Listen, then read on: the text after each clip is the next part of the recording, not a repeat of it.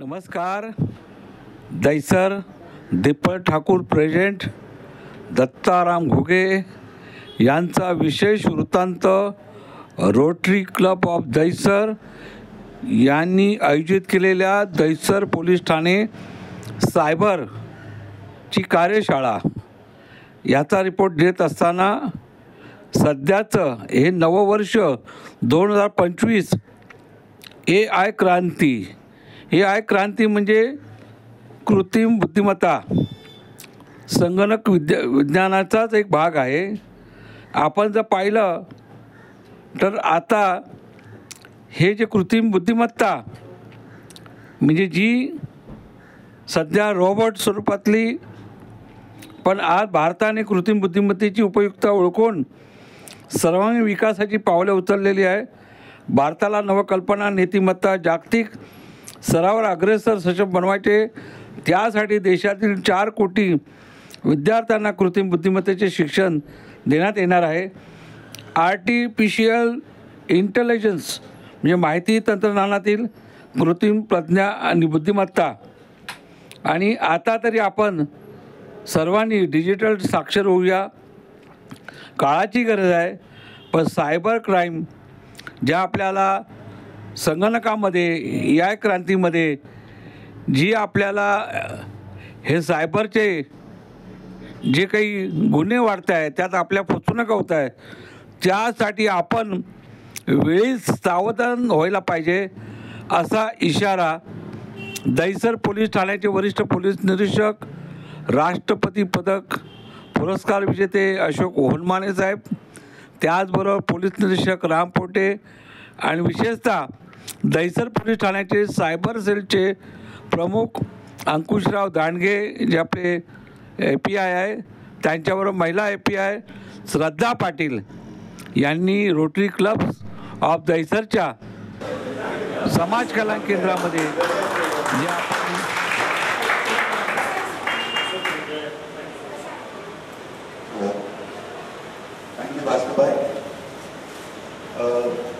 meeting call to order. Please rise for the national anthem. Punjab, Sindh, Gujarat, Maratha, Dravid, Utkal, Banga, Vindhya, Himachal, Yamuna, Ganga, Uchchal, Jalati, Taranga, Tav Shubh Naame Jage, Tav Shubh Ashish मांगे, गाहे तव जय गाथा, जन गण मंगलदायक जय हे भारत भाग्य विधाता. जय हे जय हे जय हे जय जय जय जय हे भारत माता की. धन्यवाद. Everyone, please keep your mobile phones on silent.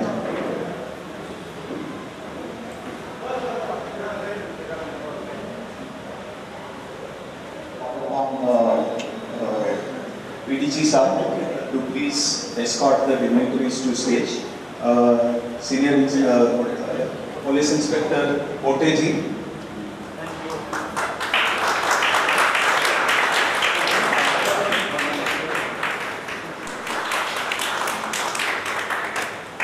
Escort PSI Shraddha Haji to the dais.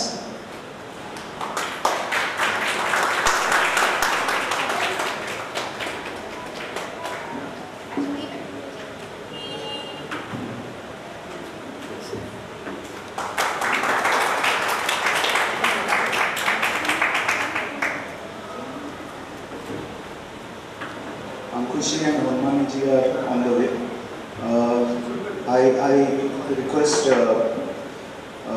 Poteji to start the program. सगळ्यांना नमस्कार.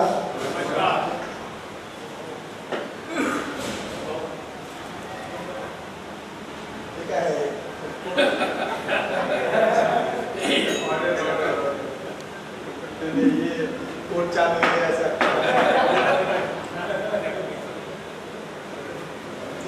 सर्वांना मराठी समजते ना?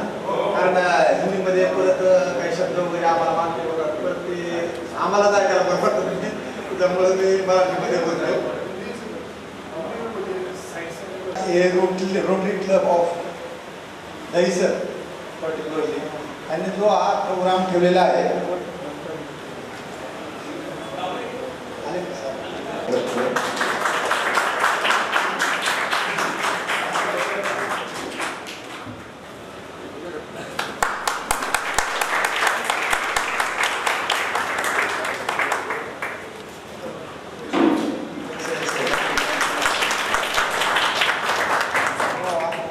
आणि आम्ही पण सायबरचे भरपूर ठिकाणी चौकात किंवा स्कूल शाळेत आणि गार्डनमध्ये सुद्धा आम्ही लेक्चर घेतो आणि येणाऱ्या भविष्यामध्ये जी गुन्हेगारी असू शकते ती सायबरशी संबंधित असू शकते. त्याच्यामुळं याचं ज्ञान ऐकणाऱ्यांनाही जितकं घेईल तेवढं कमी आहे आणि सांगणाऱ्याकडं पण ज्ञान जे आहे ते वरचीवर कमी आहे. त्यामध्ये पण वाढ करणं गरजेचं आहे. भरपूर लोक मी खूप हुशार आहे, मी फसणार नाही अशा प्रौढीमध्ये राहतात, पण सायबर गुन्हेगारी कधी आपल्या पैशावर किंवा आपल्या इज्जतीवर डल्ला मारून जाते ते कुणी कल्पना करू शकत नाही. आणि जसं त्याचं एखाद्या दगड लागल्यानं मारल्यानंतर जर डोक्याला जावं तिथे एक्स्टर्नल दिसते, म्हणजे सायबरच्या गुन्हेगारीमध्ये ना काय दिसत पण नाही, बाहेर त्यांना कळत पण नाही की याला काय झालेलं आहे, पण आतमध्ये त्याला सांगण्यासारखं भरपूर असतं, पण कुणी तो स्वतःहून सांगायला पण जात नाही. तर अशी गुन्हेगारी आहे. आमच्या सायबरचे AP दांडगे साहेब एक आहे आणि श्रद्धा पाटील मॅडम आहेत. तर मी श्रद्धा पाटील मॅडमला तुम्हाला सायबरचे जे गुन्हे असतात ते कशा प्रकारे घडतात त्याबद्दल त्यांचं मनोगत व्यक्त करायला सांगतो. धन्यवाद. आणि कार्यक्रमासाठी जमलेल्या सर्वांना माझा नमस्कार. मी PSI श्रद्धा पाटील, दहिसर पोलीस स्टेशनमध्ये मी सायबर अधिकारी म्हणून काम करते. तर सर्वात आधी तुम्हाला सांगण्यासारखी गोष्ट म्हणजे की सायबर क्राईम म्हणजे काय. तर आजकाल आपण वेगवेगळे डिव्हायसेस वापरतो, मोबाईल्स वापरतो, लॅपटॉप्स वापरतो, यामधून आपण बरेचसे फायनान्शियल व्यवहार करतो किंवा सोशल मीडिया वापरतो. तर या सर्वांच्या थ्रू जे गुन्हे घडतात त्यांना आपण सायबर क्राईम असं म्हणतो. तर सायबर क्राईम घडण्याचे दोन सगळ्यात मुख्य उद्देश असतात सायबर क्राईम करणाऱ्या लोकांचे.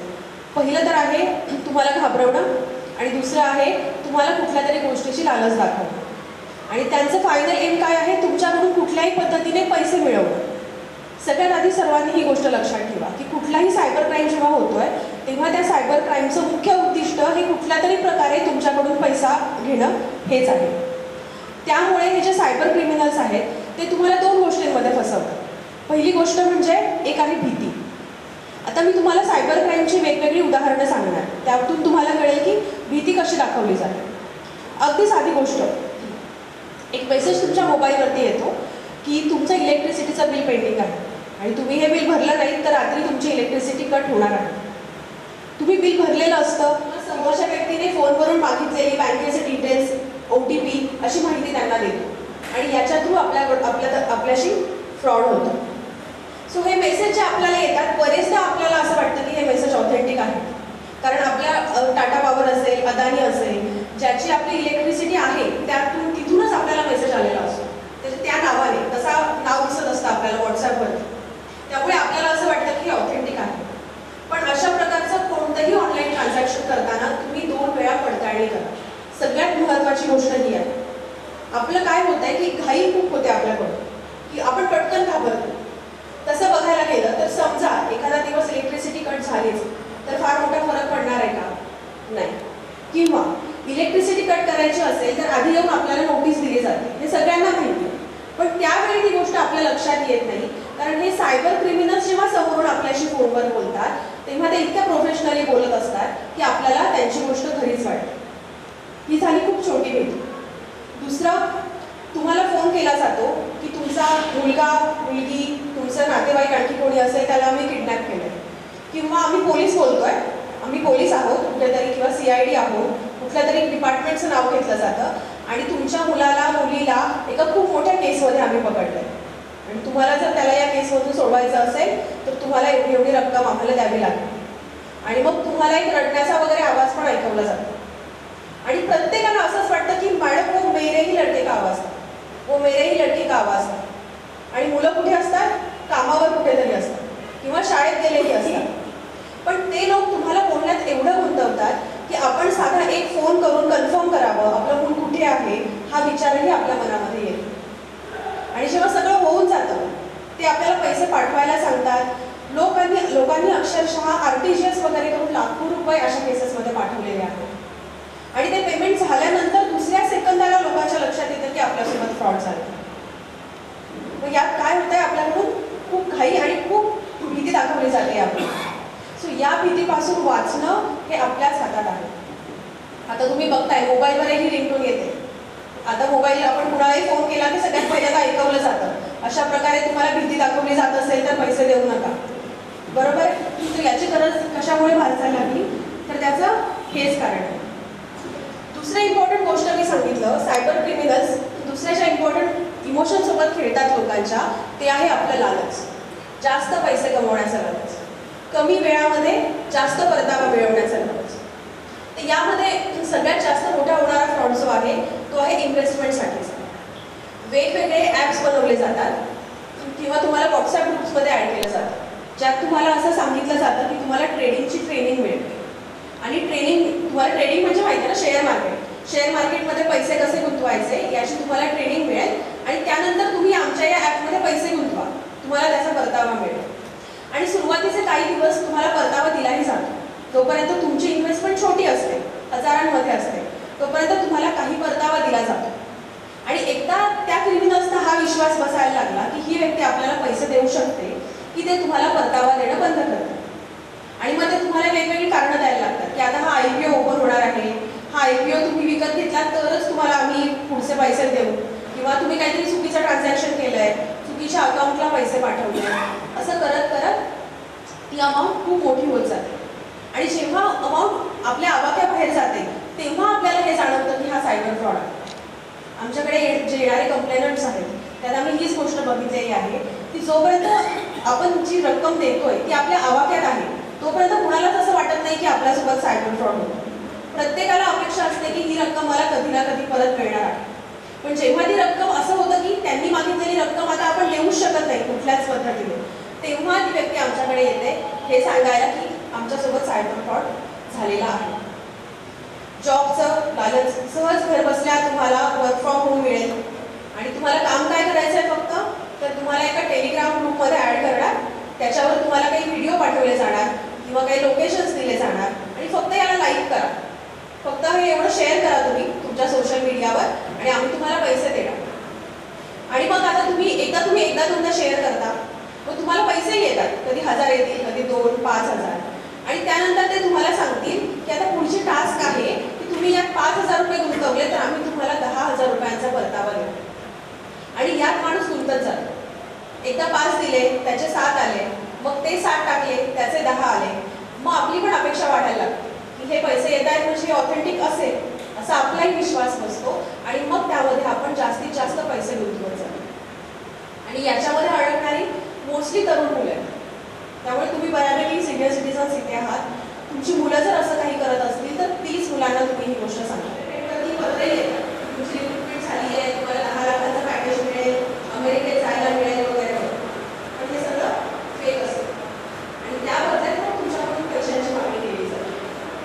आणि मग खूप दिवस जेव्हा तुम्हाला कुठलाच कॉल येत नाही, कोणीच तुम्हाला कॉन्टॅक्ट करत नाही, तेव्हा आपल्याला लक्षात येतं की जी साधारण एखादा मित्र त्या नावाचा असेलच या अंदाजाने फोन केला जातो. आणि मग तुमच्या अकाउंटला एक मेसेज पण येतो की समजा 50,000 rupees credited to your account असा मेसेज तुम्हाला येतो.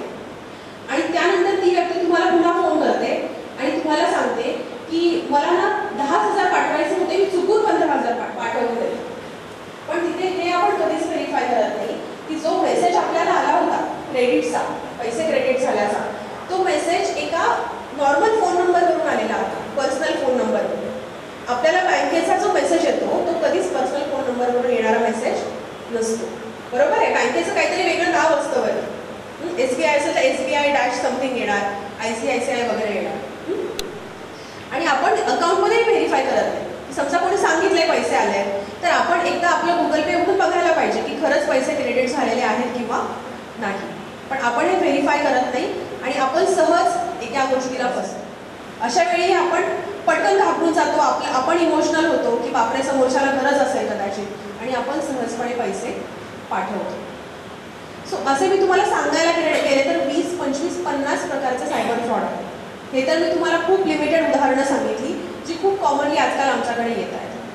तर या सगळ्यामध्ये लक्षात घेण्यासारखी ही गोष्ट आहे की जेव्हा आपल्याला कोणताही असा अननोन नंबरवरचा फोन येत आहे तेव्हा आपण आधी लक्षात ठेवायला पाहिजे की हा फोन एकतर अननोन व्यक्तीचा आहे, त्यामुळे त्याच्यावर पहिली गोष्ट सहजपणे विश्वास ठेवू नका. व्हेरीफाय करा. जर तुमच्या ओळखीचं नाव तो सांगतोय की हा माझा मित्र आहे, पण त्या मित्राचा नंबर तर माझ्या मोबाईलमध्ये सेव्ह आहे ना, मग तो त्या मोबाईलवरून का फोन करत नाहीये, तो दुसऱ्या नंबरवरून का फोन करतोय, मला कधीही पैसे न मागणारा मित्र अचानक पैसे का मागतोय, त्या मित्राला खरंच मुलगा किंवा मुलगी आहे का, इथपर्यंतही बरेचदा विचार केला जात नाही. आणि त्यामुळे हे सायबर फ्रॉड्स खूप जास्त घडतात. आणि आजकाल खूप मोठ्या प्रमाणात घडणारा आणि सगळ्यात भयानक प्रकार जो आहे तो आहे डिजिटल अरेस्ट. तुम्ही खूप जणांनी हा शब्द कदाचित ऐकला असेल. डिजिटल अरेस्टमध्ये तुम्हाला एक व्हॉट्सॲप व्हिडिओ कॉल येतो. व्हिडिओ कॉलवर तुम्हाला आमच्यासारखा युनिफॉर्म घातलेला पोलीस स्टेशनमध्ये बसलेला पोलीस दिसतो आणि तो तुम्हाला सांगतो की मी दिल्लीवरून बोलतोय, मी नॉयडावरून बोलतोय, या पोलीस स्टेशनमधून बोलतोय आणि तुमच्यावरती तुमचं आधार कार्ड यूज करून कोणीतरी कुरिअर पाठवलं, ज्या कुरिअरमध्ये खूप इलिगल साहित्य आहे.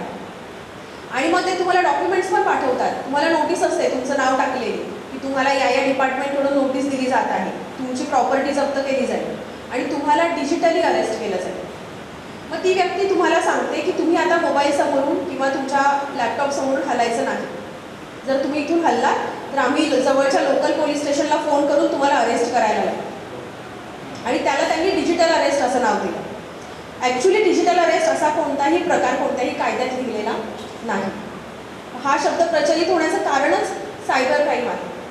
आणि मग काही व्यक्ती अक्षरशः आमच्याकडे असे पण लोक आलेले आहेत की जे 24-24 तास त्या लॅपटॉपसमोर बसून होते घाबरून आणि मग पैसे मागितले जातात. तुम्हालाच विचारलं जातं तुमच्या अकाउंटला किती पैसे आहेत, मग एवढे पैसे आम्हाला पाठवा.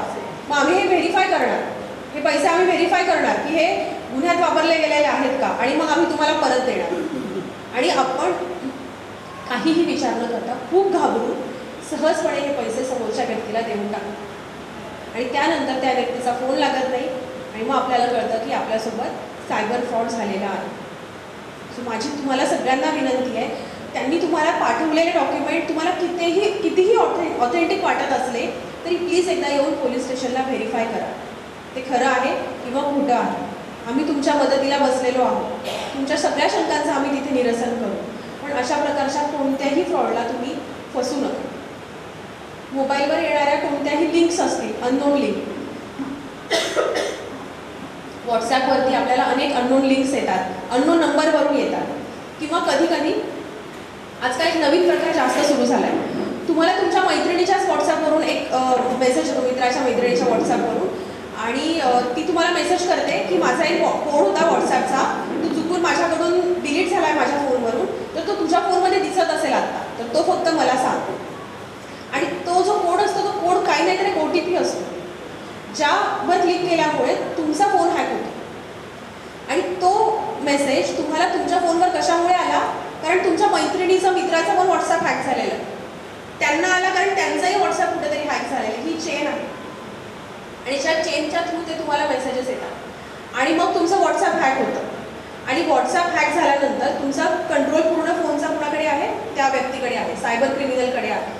आणि मग त्यातून ते तुमच्या मित्रमैत्रिणींना मेसेजेस करणं की मला गरज आहे पैशांची, मला पैसे पाठव, किंवा कुठल्या तरी इन्व्हेस्टमेंटच्या इलिगल लिंक्स असतात, खोट्या लिंक्स असतात, त्या पाठवणं. म्हणजे थोडक्यात फ्रॉड करण्यासाठी तुम्हाला ते तुमचं व्हॉट्सॲप यूज केलं जातं काही वेळापूर्वी. तर त्यासाठी ते रिकवर करायचं असेल तुम्ही पोलीस स्टेशनला या, आम्ही तुम्हाला सांगणार ते कसं रिकवर करायचं असतं ते. पण अशा प्रकारचा कोणीही कोड मागितला तर तो देऊ नका. हे लक्षात घ्या आधी की हे व्हॉट्सॲप हॅक झालेलं आहे, किंवा त्या मैत्रिणीला फोन करा की अगं तुझ्या मोबाईलवरून मला असा मेसेज आला आहे, तू चेक कर तुझं व्हॉट्सॲप हॅक झालं आहे का. म्हणजे ती चेन कुठेतरी आपल्याला त्याची लिंक मिळू शकेल. तुमच्या जे OTPs वगैरे मोबाईलवरती येतात, कुठल्याही बँकेचं असेल, इंटरनेट बँकिंगचे OTPs वगैरे, ते कधीही कुणाला देऊ नका. ते फक्त आणि फक्त तुमच्या वापरासाठी असतात, पर्सनल यूजसाठी. त्याच्या खाली लिहिलेलं पण असतं की do not share this OTP with anyone. बरोबर आहे. सो असे OTPs कोणी फोन केला, तुम्हाला एक नंबर आला आहे, तुमचं पार्सल आहे, त्याचा OTP आहे, देऊ नका. कसला OTP आहे नक्की ते आधी व्हेरीफाय करा आणि मगच अशा प्रकारे कुणालाही कोणतीही माहिती द्या. आपले क्रेडिट कार्डचे डिटेल्स सहजासहजी कुणाला देऊ नका. डेबिट कार्डचे डिटेल्स, डेबिट कार्डचा पिन कुणाशी शेअर करू नका. सोशल मीडिया ही सगळ्यात जास्त महत्त्वाची तरुणांना सांगण्यासारखी गोष्ट आहे की सोशल मीडियाचा वापर जेव्हा तुम्ही करताय तर तो खूप जपून करा. आपण सोशल मीडियावर आपली खूप पर्सनल इन्फॉर्मेशन आजकाल शेअर करतो आणि मग ती इन्फॉर्मेशन, आपले फोटोज हे फार चुकीच्या पद्धतीने सायबर क्रिमिनल्स वापरतात आणि आपल्यालाच ब्लॅकमेल करतात. त्यामुळे जेव्हा आपण असे फोटोज वगैरे अपलोड करतो आहोत तर जबाबदारीने ती गोष्ट करा. एकदा ती गोष्ट इंटरनेटवर अपलोड झाली तर ती पूर्ण इंटरनेटला ॲक्सेसिबल आहे ही गोष्ट नेहमी लक्षात ठेवा. कोणीही सहज तुमच्या फोटोचा स्क्रीनशॉट मारून तो मॉर्फ करू शकतो आणि तुमची बदनामी करू शकतो. त्यामुळे आपण जर टेक्नॉलॉजी आजकाल यूज करत आहोत तर ती रिस्पॉन्सिबली यूज करण्याची खूप जास्त गरज आहे.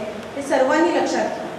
आणि तुम्हाला कधीही काही डाऊट वाटला, एखादी गोष्ट खरी आहे किंवा खोटी आहे याची भीती वाटत असेल तर तुम्ही पोलीस स्टेशनला या. आम्ही तुमच्यासाठी, तुम्हाला मदतीसाठी आम्ही नेहमी बसलेलो आहोत. आम्ही तुमच्या सगळ्या शंकांचं निरसन करू. आणि एवढं सगळं झाल्यानंतरही तुम्हाला जर कधी वाटलंच की आपल्यासोबत सायबर फ्रॉड झालेला आहे तर तुम्ही त्वरित 1930 या नंबरला फोन करायचा. 1930 ही सायबर हेल्पलाईन आहे. त्या नंबरवर फोन करून तुमची केस जर तुम्ही रजिस्टर केली लवकरात लवकर, ट्रान्झॅक्शन झाल्या तर तुमचे पैसे वाचवण्यासाठी आम्ही तुम्हाला पुढे मदत करू शकतो. तुम्ही आधी फोन करून नंतर पोलीस स्टेशनला आला तरीही चालतं किंवा डायरेक्ट पोलीस स्टेशनला आला तर आम्ही तुमची तक्रार रजिस्टर करू शकतो.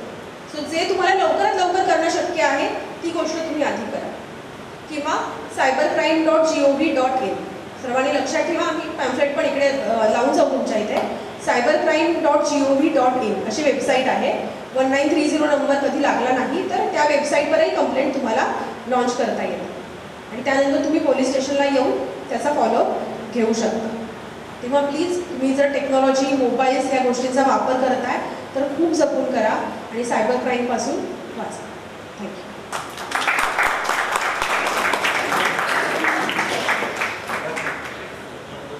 पोलीस स्टेशन आणि इतर याच्यामध्ये पण त्यांनी तपास केलेला आहे तर ते त्यांचं मनोगत व्यक्त करतो.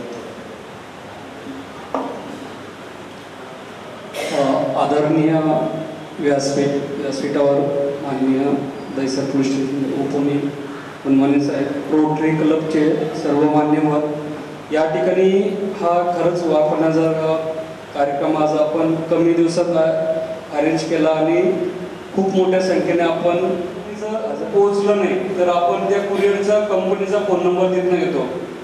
पण आपण हा विचार करत नाही की आपला जो नंबर असतो जो कुरिअरचा आपल्याला त्याचा आपण हे करण्यासाठी तो नंबर फक्त त्यांना द्यायचा असतो. ते सांगतात तुम्ही 10 रुपये पाठवा. तुमची अकाउंटची लिंक त्यांना त्यांच्या याच्यासाठी करायची असते की तुम्हाला एक लिंक पाठवली आणि तुम्ही ज्यावेळेस 10 रुपयाचे ट्रान्झॅक्शन करा, 10 रुपये त्यांच्यासाठी मोठी गोष्ट नाही, पण तुम्ही जो OTP पासवर्ड जो टाकताय तो त्यांच्यासाठी महत्त्वाचा आहे. त्यांना तो भेटला की त्यांना तुमचं पूर्ण अकाउंट त्यांच्या ताब्यात जातं. एक तुम्ही लक्षात घ्यायचं आहे की अगोदर नेट बँकिंग, इंटरनेट, डिजिटल बँकिंगच्या पूर्वी आपले सर्व व्यवहार कॅशने होत होते. सर्व व्यवहार आपण कॅशने करत होतो. पण आता युग बदललं, आपले पूर्ण पैसे आपल्या एका मोबाईलमध्ये. मोबाईलचा तुम्ही एक OTP दिला, एक चाबी. आज तुम्ही इमॅजिन करा की एक चाबी कोणीतरी अननोन व्यक्ती मागतोय, तुम्ही देणार का? तुम्हाला माहिती चाबी जर दिलं तर तो माझ्या घरातलं सर्व घेऊन जाणार. तसं जो 4 डिजिटचा जो स्टार असतो किंवा OTP आहे तो आज तुम्ही कम्पेअर करा की हे जर दिलं तर माझे सर्व, माझे FD असेल, माझे हे असणार, ते सर्व मी गमावणार. तुम्ही जर जोपर्यंत भीती तुम्हाला वाटणार नाही की हा मी OTP कुठं देतोय आणि म्हणून एक दिलं तर माझं बँकेत कुठले असो, तुमची FD असो, तुमचं तुम्ही ठेवले इन्शुरन्स असो किंवा कुठली गोष्ट असो, त्यांच्याकडे ॲक्सेस भेटला, तुमचं ॲज इट इज मोबाईल त्यांना दिसणार तिकडं ना. तुमचं OTP त्यांना द्यायची गरज आहे किंवा कुठलीच गोष्ट देण्याची तुमची गरज नाही आहे. तर एक मॅडमने सांगितलं की व्हॉट्सअप तुमचं हॅक होत आहे.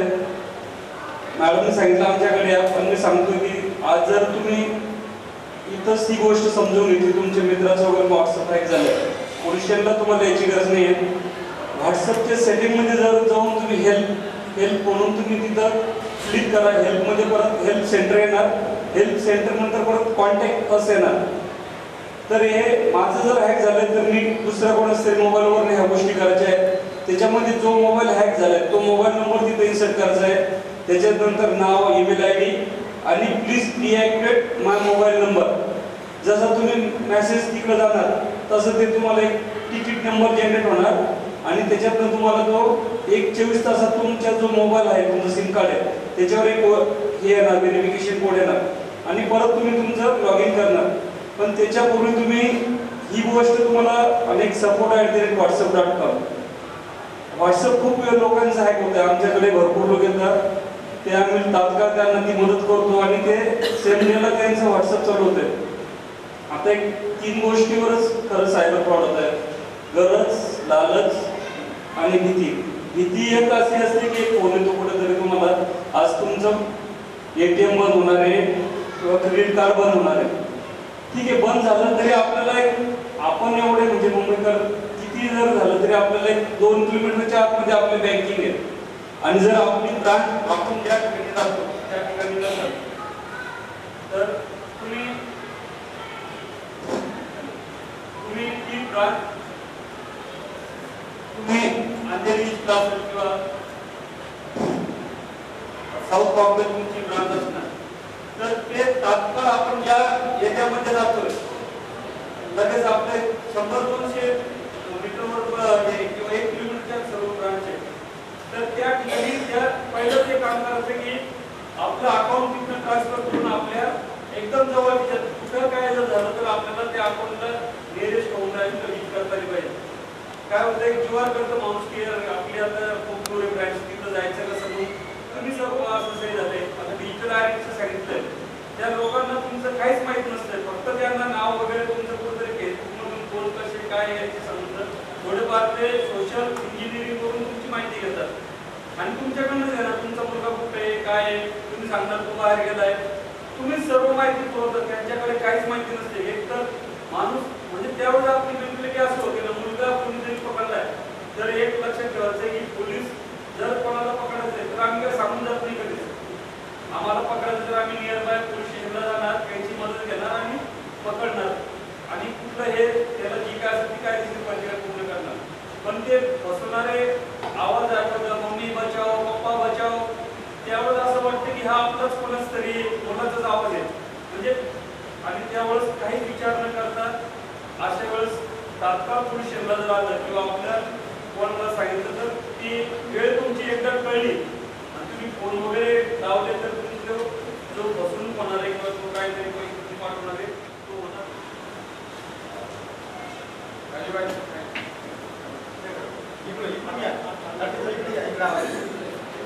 पाठवा आम्हाला ही गरज आहे दवाखान्यात आहे म्हणजे एवढं तुम्हाला काही तुम्हाला ती अशी सिच्युएशन येते की सर्व पैसे ऑनलाईन त्याचा फोन चालू आहे त्या दरम्यानच तुम्ही पैसे ट्रान्सफर करतात. जर एक थोडं थांबलं काय एवढी घाई नसते आपल्याला. आपण जर पैसे पाठवणार आहे जर आपण पैसे नाही पाठवतो तर कुठेतरी कंप्लेंट करणार की बाबा यांनी पैसे घेतले देत नाही. तर एक माहितीचा गेम म्हणजे खेळ आहे की सिच्युएशन कुठली तुम्हाला कशी पॅनिक बनवायचं. आता एक मॅडमनी सांगितले स्पॉन्जी स्कीम किंवा शेअर मार्केट ट्रेडिंग उभे त्या कंपनीचं ॲप तिथं असतं. तुम्हाला दिसणार की सेम ॲज इट इज आज 20,000 गुंतवले आज 40,000 50,000चा प्रॉफिट दिसतोय. तुम्हाला प्रत्येक त्याच्या टॅक्सेशनसाठी प्रोसेसिंग फीज वेगवेगळ्या फी करून तुम्हाला आणि त्या ग्रुपमध्ये तुम्हाला ज्याचे हे होत आहे कोणाला पैसे भेटत आहे तुम्हाला दिसणार पण आज याला यांनी एवढे कमवले म्हणजे त्यांनी एवढे कमवले म्हणजे विश्वास वाटणार. आणि जोपर्यंत तुमचे पैसे संपत नाही ॲट दी एंड तुम्ही येणार की माझे एवढे एवढे पैसे संपले. तर ही सिच्युएशन तुम्ही सांभाळायची आहे की एकच की लक्षात ठेवा की आपली घराची की आणि OTP कोणालाच द्यायचा नाही. की जशी देत नाही आपण गरज तुमच्या ग्रुपमध्ये तुम्ही हे करा गरज लागली दैसर. आज या ठिकाणी rotary club of Mumbai Dahisar विभाग आणि सायबर फ्रॉडच्या बाबतीमध्ये जागरूकता आणण्यासाठी या ठिकाणी सेशन आयोजन केलेलं आहे आणि दैसर पोलीस ठाण्यांना आपण या ठिकाणी निमंत्रित केलं त्याबद्दल आपल्याला धन्यवाद देतो. आज या ठिकाणी सायबर सेलच्या UPS मॅडम श्रद्धा पाटील त्याचबरोबर API अंकुश दाखले साहेब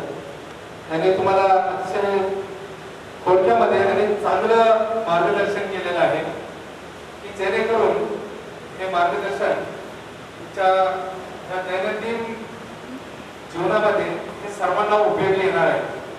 आणि हे दिवसेंदिवस हे फ्रॉड होत चाललेले याच्यावर हे आरोपी 2 पाऊल पुढे असा त्यांचा गुन्ह्यांना लोकांना कसं फसवणूक करायची आणि टेक्नॉलॉजीचा वापर करतात याबाबत आपण जागरूक राहिलं पाहिजे, जेणेकरून आपली आयुष्यभराची पुंजी आहे आपण जे जमा केलेले आहे आपल्या फ्युचरच्या साठी प्लॅनिंग करून आपण ठेवलेले आहे आणि आपण विदाउट व्हेरिफिकेशन आपण कोणाच्या त्या बोलण्यावर विचार न करता आपण विश्वास ठेवतो आणि त्या विश्वासाला त्या ठिकाणी नेमका त्याच वेळेला आपला त्या ठिकाणी फसवणुकीचा प्रकार होत असतो. सर्वात महत्वाचं म्हणजे आपण ज्या व्यक्तीला कधी पाहिलंच नाही तुम्हाला ओपन करायला सांगणार आणि या व्यक्तीवर ऍक्सेस तुमच्या मोबाईलचा पूर्ण डिपेंड राहतो आणि त्यानंतर फसवणुकीचा स्वभाव होतो. इमिजिएट आपला असताना आपल्या बोललेल्या ट्रान्सफर होतात त्याच्यामध्ये पण गोल्डन पिरियड आहे. गोल्डन टाइम आहे. गोल्डन टाइम मध्ये एखाद्या गोष्टी होत्या की तिला सांगितलं त्या नंबरवर तुम्ही कॉल करून झालेली फसवणूक सांगायचे जेणेकरून तुमचा संपर्क केला पाहिजे. आपण काय करतो त्या व्यक्तीशी बोलत बसतो घाबरलेला असतो की गोष्ट आपण सांगायची कशी कुणाला आणि ही जेव्हा गोष्ट लक्षात येते की आपल्या बरोबर फसवणूक झालेली आहे तोपर्यंत भेद झालेला असतो. तुम्हाला कळत नाही की आपली माझी फसवणूक झालेली आहे तर ती तुम्हाला अशा वेळेला नाही कॉल येतो ते तुम्हाला समोर बोललं जाते की मी एखाद्या बँकेतून बोलतोय तुमचे सगळे बँकेचे डिटेल्स द्या तुमचे बँक अकाउंट अपडेट करायचं आहे KYC अपडेट करायचं आहे तुमची सगळी माहिती देणार आहे तुमच्या क्रेडिट कार्डची माहिती तुमचा CVV नंबर एखाद्या इलेक्ट्रिसिटी बोर्डातून बंद करून सांगणार आज रात्री तुमची अचानक लाईट जाणार आणि त्यामुळे तुमचं एवढं पीक घडलेलं आहे म्हणजे आपण घाबरतो त्यावेळेला आपण व्हेरीफाय करत आणि हे असं काही कोणीही असं करून घाबरवतो. आजकाल दुसऱ्याकडे जो फसवणुकीचा प्रकार आहे ते पुढे पुढे पुढे जात राहतात. हे जे सायबर फ्रॉडर्स आहे ते वेगवेगळे ठिकाणी असतात. याबरोबर एक व्यक्ती खाली इकडे जवळजवळ त्याचे 1.5 करोड रुपये सगळे आयुष्याचे पैसे सगळे गमावून बसले. फक्त त्यांनी एक केलं नाही त्या ठिकाणी त्याचा मोबाईल त्यावेळेला बंद केलं नाही कट केलं नाही स्विच ऑफ केलं नाही आणि समोरून इमिजिएट लोकल पोलीस स्टेशनला किंवा घरातल्या व्यक्तीला सांगितलं नाही आणि ते त्यात गुंतत राहिले आणि जेवढे आहे नाही तेवढे पैसे बरं एकदा झालं ठीक आहे एका लाख रुपये मागणार पुन्हा सांगणार की असं तुम्ही एक बोलताय पुन्हा 10 लाख रुपये मागणार तुम्ही देत राहिला पुन्हा एक करणार पण हे जर पुन्हा सांगितलं आम्ही पुन्हा अरेंज करणार आणि त्या भीतीपोटी पण कुणाला सांगायला मागत नाही की बाबा हे खरोखरच माझ्या बाबतीत घडलेलं आहे असं त्याचा गैरसमज होतो आणि त्याचा समज होतो आणि त्याच्यातून त्याची फसवणूक होतात. तर आपण या गोष्टी सगळ्यात अगोदर बघितल्या पाहिजे की माझा कसल्याही गोष्टीशी संबंध नाही. जर असेल तर त्या पोलीस ठाण्याचे कोणी असतील तर ते डायरेक्ट लोकल पोलीस स्टेशनला येतील. लोकल पोलीस स्टेशन आम्हाला या ठिकाणी बोलवतील. कुठलीही यंत्रणा नाही.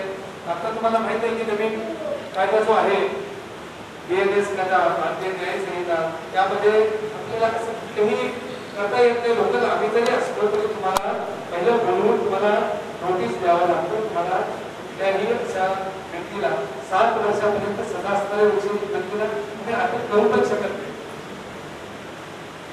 तुम्ही एवढं घाबरलं नाही पाहिजे. या गोष्टी तुम्ही तुमच्या कुटुंबाला आता या ठिकाणी जेवढे या ठिकाणी नागरिक आलेले आहेत त्याने आपल्या कुटुंबाला सुद्धा अवेअर करायला पाहिजे. ज्या ज्या ठिकाणी सोसायटी असतील त्या ठिकाणी स्कूल कॉलेजेस आहेत अशा ठिकाणी आम्हाला बोलवा. आमचं सायबरचं तुम्हाला त्या ठिकाणी अधिकारी स्टाफ त्या ठिकाणी पाठवतो. आम्ही स्वतः येतो.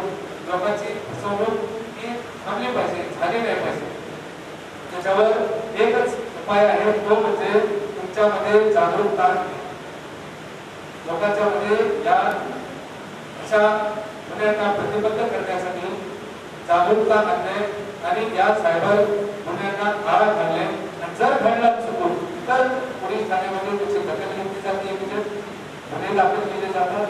सायबर ज्या ठिकाणावर फ्रॉड झालेला आहे त्या फ्रॉडचा मागोवा घेऊन त्या आरोपीपर्यंत पोहोचण्याचा आम्ही प्रयत्न करत असतो.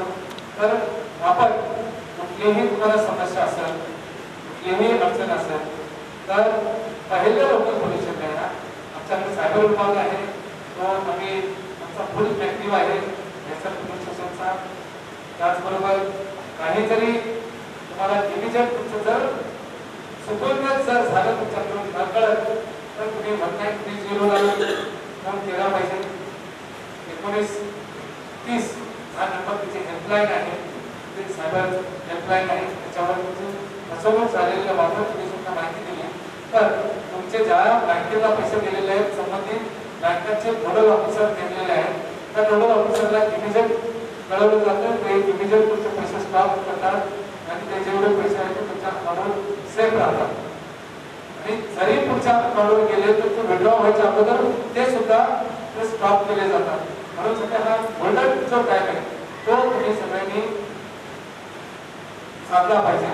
परंतु हे होऊच नये याच्यासाठी आपण सगळ्यांनी जागरूक राहिलं पाहिजे आणि हे आपली काळाची गरज आहे. आता हे बाकीचे गुन्हे कमी होत चालले, परंतु घर बसल्या ऑनलाईनवर सोशल मीडिया असेल, मोबाईल्स असतील, ईमेल असेल, तुमचा व्हॉट्सअप ग्रुप असेल, व्हॉट्सअप असतील, हा याचा वापर करताना आपण सांभाळून केला. आपण बघितलं पाहिजे सिमिलर नाव असतं तुमच्यामध्ये, तुम्हाला एका नंबरचा एका आकड्याचा त्या ठिकाणी खेळ करून त्या ठिकाणी पाठीमागं पुढं चेंज करून ती लिंक तुम्हाला पाठवली जाते आणि आपल्याला ती बरोबर वाटते की नाही हे बँकेचीच आहे, परंतु ती बँकेची लिंक नसते. ते बँकेची लिंक करूच नका. त्या लिंकवर तुम्ही आलेल्या व्हॉट्सअपवरून किंवा आलेल्या मोबाईल फोनवरून त्याच्यावर तुम्ही करूच नका. तुम्ही नेहमी करता तुम्हाला जे बँकेने दिलेले कॉन्टॅक्ट नंबर असतो त्या नंबरवर कॉन्टॅक्ट करा. त्या नंबरवर तुम्ही जी माहिती असेल ती तुमची पाठवा. OTP नंबर कधीच कुणाला देऊ नका, विषयच नाही कुणाला. कोणी पण सांगेल तुम्हाला तुमचा आधार कार्ड बंद पडलेला आहे, तुमचा नंबर चेंज झालेला आहे, व्हॅलिडिटी संपलेली आहे, त्या ठिकाणी तुमचा अपडेट करायचं आहे, काही सांगतो करूच नका.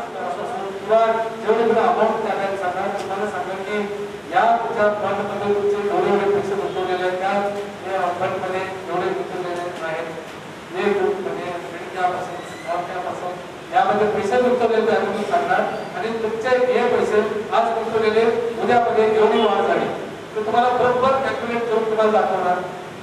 तुम्ही काही बघत नाही. पुन्हा दुसऱ्या दिवशी तुम्हाला तुम्ही आणखी सांगा की आपल्याकडे पैसे आहेत त्यामुळे तो सांगणार तुमच्याकडे हे पण ह्या ग्रुपचा घे, त्या ग्रुपचा घे, चांगली ऑपॉर्च्युनिटी आहे, पण एवढ्यापर्यंत शेअर पाठवलेले आहेत, जेवढे गुंतवणूक केली असं दाखवलेले आहे ते सगळे पैसे तुमचे गेलेले असतात. तो झालेला तो तुमचा फ्रॉड असतो. मग आपल्याला वाटतो की माझा फ्रॉड झाला. व्यक्ती 1.5 करोड रुपये घालवले, 1.5 करोड या शेअरमध्ये. तर आपल्याला जमते ते आपण करावं, दुसऱ्याच्या हातामध्ये घेऊ नये. आणि जेव्हा असं कधी सिच्युएशन येईल तर घाबरून जायचं बिलकुल नाही. तो बंद करा, एखाद्या पोलीस अधिकाऱ्याला फोन करा, ओळखीचा जसे जवळच्या पोलीस स्टेशनला आणखी इमिजिएट भेट द्या. प्रत्येक ठिकाणी सायबर विभागला, सायबर सेल प्रत्येक पोलीस स्टेशनला निर्मित केलेले आहे. कार्यालय एकदम ऍक्टिव्ह आहे. तुम्ही या ठिकाणी आलात तर तुमची फसवणूक होणार नाही आणि भविष्यात सुद्धा दुसऱ्याची कोणाची फसवणूक होणार नाही. तर तुम्ही तो सुद्धा अनुभव जर सांगितला तर त्याच्यातून त्याची सुद्धा फसवणूक होणार नाही. तर आम्ही या माध्यमातून मी या ठिकाणी रोटरी क्लब नचर या पदाधिकारी या महाराष्ट्रात चांगला कार्यक्रम आयोजित केलेला आहे आणि याची माहिती तुम्हाला दिलेलीच आहे. साहेबांच्या ठिकाणी मला काही अडचण असेल ती कधी तुम्हाला जर असे सेशन्स घ्यायचे असतील तर सांगा. आणि शाळा किंवा त्या मोठ्या प्रमाणामध्ये ठिकाणी अहवाल घ्यायचं असेल आपण एकत्रित घेऊया. लोकांना याच्यातून फसवणुकीपासून आपण त्याची होणारी फसवणूक थांबवूया आणि सगळ्यांच्या मध्ये जागरूक राहूया अशा प्रकारची तुम्हाला विनंती करतो.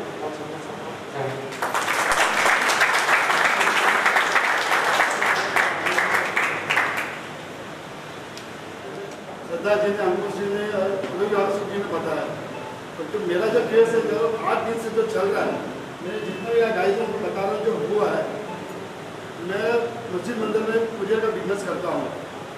मेरे अकाउंट में लास्ट मंथ में 17 तारीख को मेरे कस्टमर ने 32,000 पेमेंट किया था, जिसका फिजिकल बैंक एंट्रीज है मेरे पास.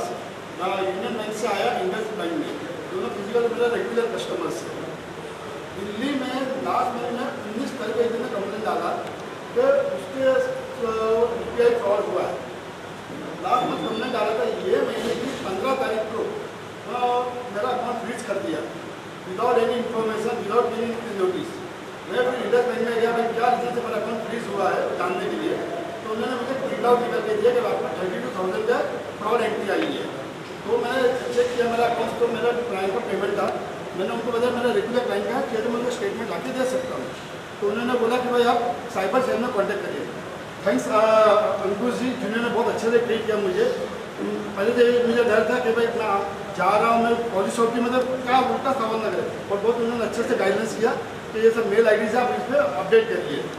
तो मैंने जो दिल्ली के जो साइबर की ID है, SHO cyber Delhi police ID, उस पर मैंने ऑफिशियल मेल किया. मेरा जो ट्रांजेक्शन डिटेल्स था, यूनियन बैंक से पेमेंट आया हुआ, इंडस बैंक में पेमेंट आया हुआ, फिजिकली सब तुरंत अटैचमेंट के साथ मैंने तुरंत भेजा, जिसका आज तक दिल्ली पुलिस से मुझे कोई जवाब नहीं आया. और उनका जो लैंडलाइन नंबर है दिल्ली पुलिस का, उस पर मैंने कॉल किया कि भाई मेरा क्या रीज़न से मैंने आपको मेरा अकाउंट फ्रीज किया. तो उन्होंने मुझे बोला कि हरि ओम करके सब इंस्पेक्टर जो आपका केस हैंडल कर रहे हैं. तो मैंने 15 तारीख को हरि ओम को कॉल किया. तो उन्होंने बोला भाई कल कॉल करो डायरेक्ट, फोन कट कर दिया. तो मैंने सेम डे शाम को कॉल किया. मैंने बोला कॉल क्यों कट कर रहे हो, मेरा अकाउंट फ्रीज है और मेरा करंट अकाउंट है जिसमें मुझे कस्टमर का पेमेंट आता है, मुझे भी वेंडर को पेमेंट करना है, आप डायरेक्ट कॉल कट मत करिए. वापस उन्होंने कॉल किया, बोला कल 1 बजे कॉल करिए. उन्होंने बोला ठीक है. मैंने 1:15 को कॉल किया, अटेंड नहीं किया. 1:30 बजे कॉल किया, अटेंड नहीं किया. 1:45 बजे फ़ोन किया तो वो मुझे उल्टा बात कर रहे, बार बार क्यों फ़ोन कर रहे हो. मैंने भैया बार बार क्यों कॉल कर रहे हो, मेरा फ़ोन बंद है इसके लिए मैं कॉल कर रहा हूँ, तो मैं कहाँ पे जाऊँ. तो बोला मेरे से बात नहीं करने का. वो दिन से टिल डेट तक वो मेरा आदमी फ़ोन उठा नहीं रहा है. सब इंस्पेक्टर हरि ओम जी, मेरे पास उसका नंबर, मोबाइल नंबर सब कुछ है. हाँ, उसके बाद मैं मेरे पहचान से साइबर क्राइम BK सिविल जो साइबर क्राइम का आपके हेड ऑफिस है, उनके पास गया जो मेरे पहचान में. उनको मैंने पूरा मेरा केस डिटेल बताया कि ऐसे से मेरे साथ हुआ, मेरा अकाउंट फ्रीज है. तो उन्होंने बोला ठीक है. तो उन्होंने हरि ओम से कॉल किया सैटरडे को, लास्ट सैटरडे को हरि ओम से बात किया. उन्होंने बोला मैं क्राइम ब्रांच ये ऑफिसर बोल रहा. वो हरि ओम ने तुरंत कॉल कट कर दिया, तुरंत कॉल कट कर दिया. उसके बाद वापस 2:30 बजे कॉल किया, अटेंड नहीं किया. 4 बजे इन्होंने मैसेज डाला भाई मैं क्राइम ब्रांच से बोल रहा हूँ, मुझे कॉल कर दिया. तो उन्होंने 6 बजे कॉल किया, सैटरडे 6 बजे कॉल किया. बोलते का ऐसा ऐसा फ्रॉड अकाउंट, बोले किसका आया हुआ है, जो आदमी ने केस डाला हुआ है उनका नाम अकाउंट नंबर दीजिए. हाँ, उनसे मैं बात कर दूँ, उसको 32,000 में ट्रांसफर करवाता हूँ. तो बोलता है नो अभी यहाँ पे नहीं है, वो चले गया आउट ऑफ मूव है. बोला आउट ऑफ दिल्ली चलेगा पर अकाउंट ऑनलाइन करना है ना पेमेंट. 32,000 बड़ा अमाउंट, लेकिन मेरा 3.5 लाख फ्रीज है. 32,000 का बोला मेरा 3.5 लाख फ्रीज है. हाँ, उन्होंने बोला कि मैं मंडे को 2 बजे बुलाता हूँ. मैं मंडे को BKC क्राइम ब्रांच में गया, वहाँ पे जाके बैठा रहा. 2 से लेकर 4 बजे तक वो जो साइबर क्राइम वाले कॉल कर रहे वो बंदा फ़ोन ही नहीं उठा रहा, दिल्ली क्राइम ब्रांच वाला. हाँ, उसके बाद कल भी कॉल किया, नहीं उठाया. आज मैंने कॉल किया, अटेंड नहीं किया. तो उनका जो लैंडलाइन टोल फ्री नंबर जो आपका है, हाँ दिल्ली का, उस पर मैंने बात किया. उनको बोला भाई आप लोग, आपका जो सीनियर इंस्पेक्टर है सब खड़ी हो, अटेंड नहीं कर रहा है. मेरा खाली सुनिए मेरी दिक्कत क्या हो रही है. मतलब आप जिसको केस दिया मेरा वो फ़ोन अटेंड नहीं कर रहा मेरा. और मैं लास्ट 7 दिन से पागल की तरह इंडस बैंक में, यूनियन बैंक में सब जगह भाग रहा हूँ, कोई मेरी बात सुन नहीं रहा. मेरा अकाउंट फ्रीज है पूरा. हाँ, तो उन्होंने बोला कि भाई आपके जो अकाउंट में 4,472 रुपया फेक आया हुआ. मतलब किसने किया, मतलब दिल्ली में एक कस्टमर है, मिस्टर ए को किया, मिस्टर ए ने बी को किया, मिस्टर बी ने सी को किया, सी ने डी को किया. मतलब मेरे को डी से आया हो, मेरा रेगुलर कस्टमर से, मतलब ए से जो दिल्ली में वो उनको दिल्ली में वाले को पकड़िए ना. तो बोलते कि ना लिंक है. तो मतलब ठीक है, मेरे को लिंक से पकड़ना है ना. तो मेरे को जिसने दिया उसको मैं आपका अकाउंट डिटेल देता हूँ, वह विथ आदमी का नाम, मोबाइल नंबर के साथ जिसको मुझे पेमेंट किया है. और मैंने वो SHO दिल्ली साइबर के उसको मेल में ही डाला हुआ जिससे मुझे पेमेंट आया हुआ है. पर वो दिल्ली वाला कोई मुझे आपको रिप्लाई नहीं दे रहा है, तो आप कब चीज़ दोगे रिप्लाई मिलेगा? बोलता हूँ वो हम बताएंगे नहीं। जो आपका वहाँ का जो दिल्ली का जो साइबर का लैंडलाइन नंबर मिस्टर संदीप वो बोलते वो मेल का कब रिप्लाई देंगे वो बताएंगे नहीं। आज 8 दिन हो गया हमारा अकाउंट बंद है, बताइए इसमें मेरी क्या गलती है? बताइए सर। 8 दिन से अननोन पर्सन ने कंप्लेंट दिया और संदीप क्या बोलता है कि जो 1930 है ना ऑनलाइन पोर्टल पर कंप्लेंट हुई है, मतलब ऑनलाइन पोर्टल पर कंप्लेंट हुई ना 4000 के लिए ना, मैं अभी 4000 देता हूँ और मेरा वो केस कंटिन्यू रखे और मेरा अकाउंट अनफ्रीज करिए और अकाउंट का केस कंटिन्यू। अगर मैं गिल्टी निकला तो मैं जेल में आऊँगा, नहीं तो उसको जेल में यहाँ तक लेके आइए। तो 8 दिन में परेशान हो रहा हूँ और कोई परेशान नहीं हो रहा है। अब बताइए इसको कैसे सॉल्व करेंगे सर? मेरे नंबर पर काफ़ी अच्छा लगा था, काफ़ी अच्छा। आपका जो है वो फ्रीज हो गया है ना, रुको, आपका फ्रीज हो गया है ना, हाँ, वो अकाउंट का हिस्सा है। जो जिनके साथ में फ्रॉड हो गया है उन्होंने 1930 पे जो कंप्लेंट दर्ज किया हुआ है उसको वो जो अमाउंट उसकी चीटिंग हो गई है उसका पैसा जो अकाउंट में गया होगा वो हर एक अकाउंट फ्रीज हो जाएगा। चालू है, जिससे पेमेंट आया वो अकाउंट चालू है। हाँ, तो उसमें से कोई पार्ट आपके अकाउंट में आया होगा, गलती से आ सकता है, लेकिन जो इन्वेस्टिगेशन कर रहे हैं वो उसकी जांच करके आपका अकाउंट फ्रीज हो जाएगा। ठीक है, आप एक काम करिए इसके बारे में। मैंने संदीप से खाली क्या बोला कि जिसने कंप्लेंट डाली है तो उसका आदमी का नाम और कॉन्टेक्ट नंबर दीजिए, मैं पर्सनल बात करता हूँ। तो 4000 के लिए मेरा आपको नहीं दे देंगे, आपको वो सब नहीं दे देंगे। आपको इसके लिए पुलिस स्टेशन में आ जाओ, हम रहने कहाँ मैं आपके वाला में रहता हूँ, थाना वाला। ठीक है, आइए आप उनके ऐसा भागदौड़ करने से आपको ये लीगल करना पड़ेगा। तो जीपे का जो अकाउंट है ना उसमें मिनिमम बैलेंस है, क्योंकि नॉर्मली हम लोग क्या करते हैं सब जगह आजकल भाजी वाले से लेके फूड वालों तक सब जीपे कर रहे हैं। बैक टू बेसिक्स थोड़ा सा कैश यूज करना भी चाहिए। तो अगर 10,000 बैंक से निकाला, सब जगह कैश पर तो ट्रैक नहीं रहता, लेकिन ऑनलाइन फ्रॉड से बच सकते हैं। तो जितना है जीपे का अकाउंट है उसमें मिनिमम बैलेंस रखो। तो कभी भी नॉर्मली जो भी ट्रांजैक्शन होते हैं जीपे से होते हैं या फोनपे से होते हैं, तो try to avoid all this things. एक ज़माने में नहीं हो रहा था, अब हो रहा है क्योंकि इंटरनेट बैंकिंग का ज़्यादा यूज़ करें। तो ज़्यादा पॉसिबल है थोड़ा यूज़ करोगे, ऐसा उससे चार्टर अकाउंट में जीपे अकाउंट जो रिलेटेड है उससे वो बैंक में मिनिमम बैलेंस है। I think this is a very value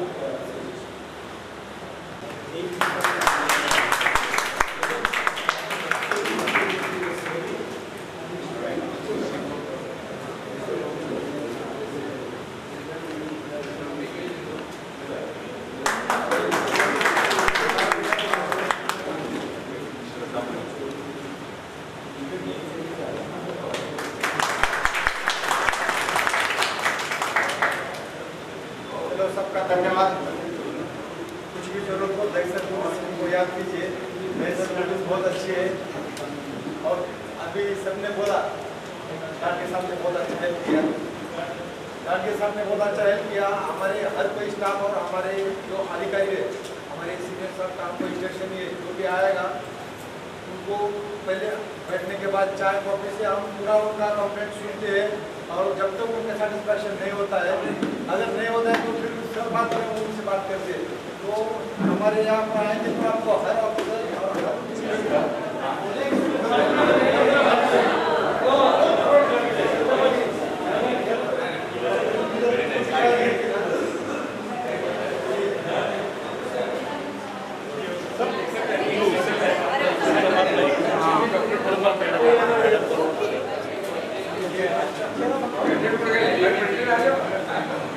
secretary madam sir अपना एक इंटर्नशिप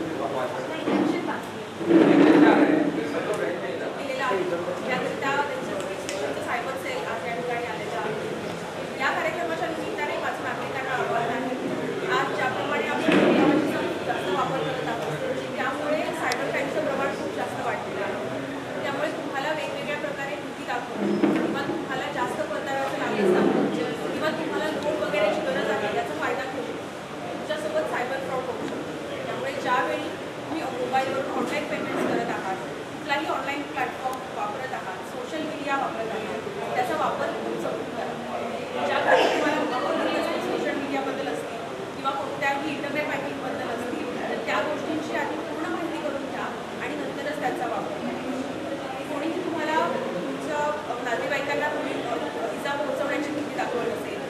तुम्हाला स्वतःला इजा पोहोचवण्याची अटकेची भीती दाखवत असेल, पोलीस किंवा आर्मी ऑफिसर असल्याची बतावणी करून तुमच्याकडून पैशांची मागणी करत असेल, तर अशा कोणत्याही प्रकारच्या धापांना तुम्ही बळी पडू नका. आणि तुम्हाला कोणतीही गरज पडली, तुम्हाला कोणताही प्रॉब्लेम वाटत असेल, शंका असेल, तर तुम्ही तुमच्या जवळच्या पोलीस स्टेशनला संपर्क साधा आणि तुमची शंका पोलीस नक्कीच सोडवतील.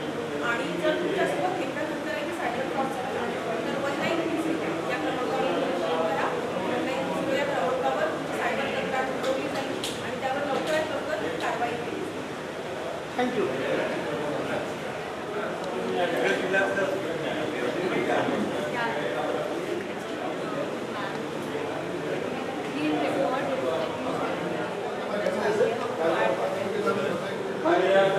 today हमारे क्लब में क्योंकि अभी तक हमने समाज से लेकर हम पढ़ते हैं फ्रॉम द सोसाइटी और सोसाइटी से जो हमें मिला उससे हम बड़े हुए, उससे पढ़ते और जो भी हम आज हैं हमारे समाज की वजह से कभी कभी हमें जो दिया है वो समाज को वापस देना है. हमारा जो रूल है समाज के प्रति उस रूल को हमें अदा करना है. तो आज हमारे साथ एक ऐसे रिटायरिंग मेंबर तो मैं इंट्रोड्यूस कर रहा हूँ. संजय जी आगे आइए. हमारे मित्र संजय जी अरोड़ा कॉमर्स का ग्रेजुएट है और यूको बैंक से अभी भी रिटायर हुए हैं. जैसे मैंने आपसे कहा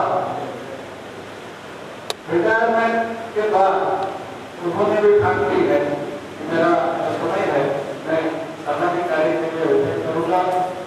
और हमारे साथ 2 महीने से एसोसिएटेड विद अस और यही का मेरे प्रोजेक्ट जो yesterday also we were taking active part in our marathon activities also और बहुत इन्वॉल्व होकर अपना समय वहाँ दे रहे थे. संजय जी का हॉबीज है मूवीज देखना और म्यूजिक सुनना जो हम सब किया. लेकिन आज से उनके हॉबीज में एक और डायमेंशन ऐड हो रहा है. तो we welcome Sanjay ji for our family और रोटरी क्लब. आपको पता ही है रोटरी के साथ आप काफी जुड़ सकते हैं. तो rotary membership is not by application, it is by invitation. आप अपने प्रोफेशन में आप जहाँ हैं और आप कुछ हैं इसलिए आपको यहाँ बुलाया गया है. आप सभी यहाँ आते हैं. तो हमारे पास 3 रिसोर्सेस और 3 डोमेन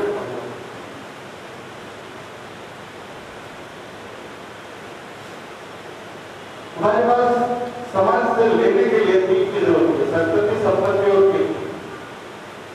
संस्कृति के रिलेशंस और फ्रेंड्स जो भी हैं पॉलिटिशियंस के लिए बहुत लोग हैं, गुरुजनों के लिए उनके जगह जगह पे है. ये सब संस्कृति है. संपत्ति पैसे लाते और कीर्ति फेमियल समाज ये सब हम समाज से लेते हैं. और ये लेने के लिए हम कारोबार भी है क्योंकि ये तीनों चीजें हमें अपने आप नहीं मिलती. किसी भी किसी के द्वारा मिलती है. रिलेशन से तो सामने तो होना चाहिए जिसके साथ रिलेशन रखने के लिए. पैसा कमाना है तो उसके भी माध्यम नहीं और वो तो कुछ दे भी सकते हैं और वो एक बात और है. इसमें हम प्रॉब्लम देखेंगे कि तीनों हमारे और ये तन मन और धन समाज को देकर समाज का रूल हमारे पर जो है वो अदा करने के लिए सबसे अच्छा प्लेटफॉर्म है रोटरी. क्योंकि यहाँ हमारे जैसे पढ़े लिखे लोग होते हैं तो ग्रेसफुल मेथड में हम अपने आप को समाज में ले जा सकते हैं और समाज की सेवा करने के लिए रोटरी से अच्छा प्लेटफॉर्म आपको कहीं नहीं मिलेगा. तो संजय जी हम हमारे इस कुटुंब में एक्सटेंडेड फैमिली में उनका स्वागत करते हैं और इंट्रोडक्शन के सेक्शन है तो मैं उसको आगे बढ़ाना चाहता हूँ. अविनाश जी के द्वारा ही इंट्रोड्यूस हुए हैं. So is a member elected by our president. So give a big hand to both of them our new member as well as our secretary for having introduced. Thank you. association to Rotary, the suggestion has come to one of the Rotaractors, Yasha, उनके पूर्व में आ रहे हैं, so thanks to Yasha also. यशा यहाँ मौजूद है, ये यशा, इसी here, यशा is here, नहीं है, उससे पहले बस आएगा, आपको यहाँ वोट देना है, आप अपना नाम अभी आए, आपको बोलना है, चलिए इसमें ट्रेंड है, नंबर ऑफ करोड़ को बहुत ऑनलाइन है sir, do solemnly swear that I will abide by, follow and uphold all the provisions of the Constitution and bylaws of Rotary International and my love, and fulfill to the best of my ability all the duties and responsibilities of my profession. यानी अगर member बनते हैं तो आपने अधिकार से ज़्यादा अपनी फर्ज की है जो आप बरकरार निभाएंगे. I pledge to advance to the object of Rotary and to testify service about self. And further swear to promote awareness of the theme of Rotary International in Rotary 2024-25, the mandate of Rotary. All this I pledge freely and voluntarily without any mental reservation or purpose of division. So, thank you God, I do. Welcome Sanjay bhai. Welcome to Sanjay bhai. Welcome. Thank you again for having introduced. Thank you. Good evening, friends. We have already completed half the year. Now only 5 months are remaining. तो और जोर शोर से काम करना है और जोर शोर से लोगों की सेवा करनी है और जोर शोर से फेलोशिप करनी है.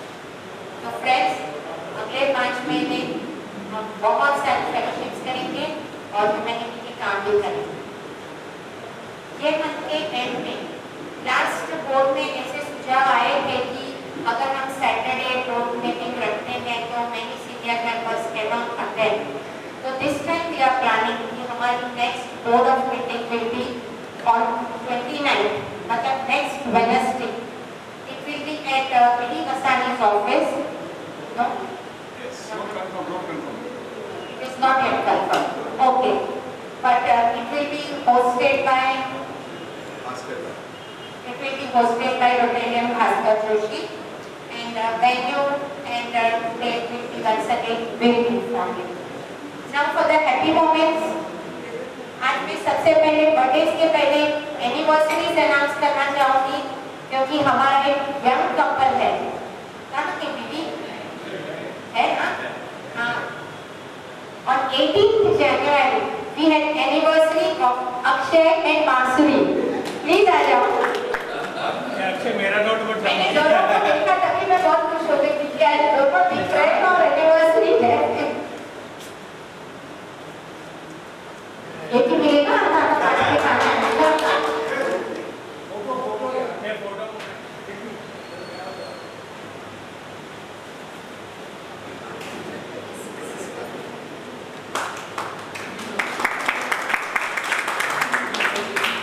चॉकलेट दे दो उनको. अच्छा याद है बहुत बेसिकली का चार्ट है पर उसने हमें गरबा में बहुत नचाया था तो उनकी anniversary. So the birthdays we cannot forget our Mojini's man. 17th January Mukesh Talreja's birthday.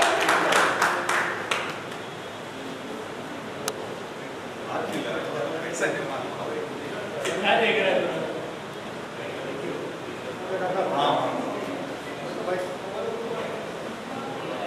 And on the same day ये भाई टीवी में महेश वर्धन जी ने अपना birthday celebrate.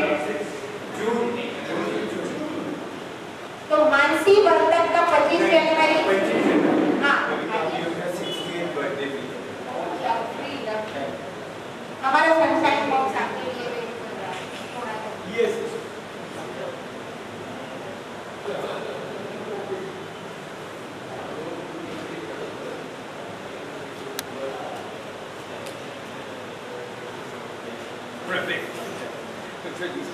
Thank you Mahesh ji, अच्छे से सेलिब्रेट।